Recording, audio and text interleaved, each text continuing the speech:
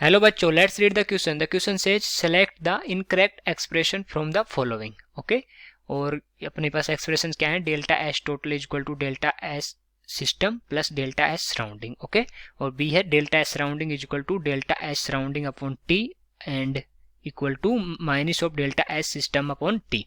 तो सी है अपने पास delta S total less than zero for spontaneous process and delta G is equal to delta H minus T delta S. Okay, तो अब देखते हैं कौन कौन से इसमें से करेक्ट एक्सप्रेशंस हैं।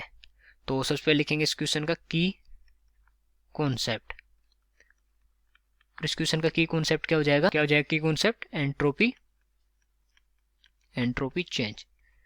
एंट्रोपी चेंज की अपने को रिलेशंस देखने हैं कि कौन कौन सी रिलेशंस करेक्ट हैं और कौन सी नहीं है।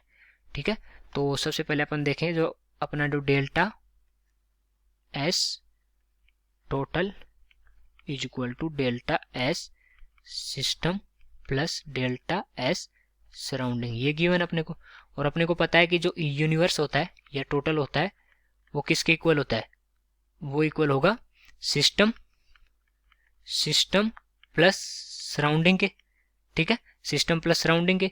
तो अगर यहाँ से देखें तो जो डेल्टा एस यूनिवर्स या delta S total is equal to किसके हो जाएगा? Delta S system plus del S surrounding. Okay, तो ये अपना फर्स्ट क्या हो गया?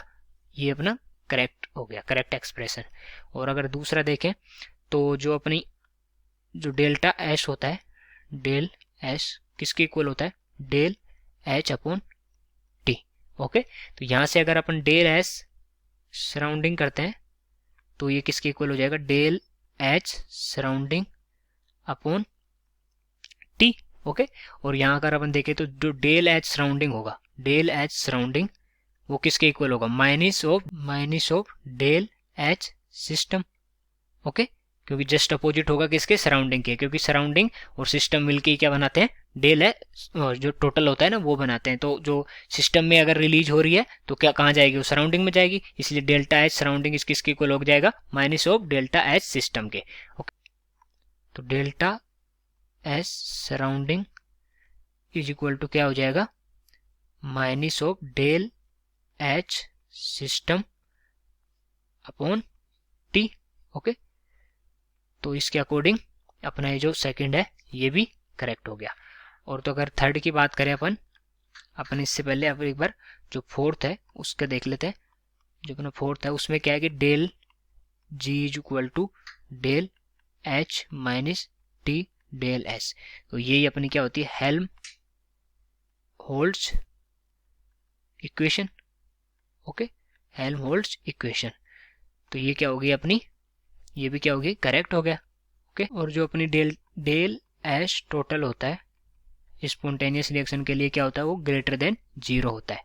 Okay, spontaneous for spontaneous.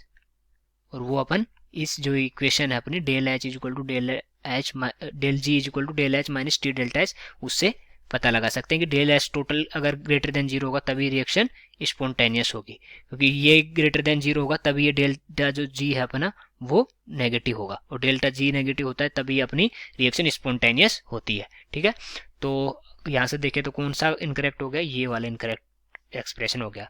तो अपना आंसर सही कौन सा हो गया? क्योंकि इनकरेक्ट ही पूछा है तो कौन सा सही हो गया? सी ऑप्शन करेक्ट हो गया। So I hope you understood it well. Best of luck.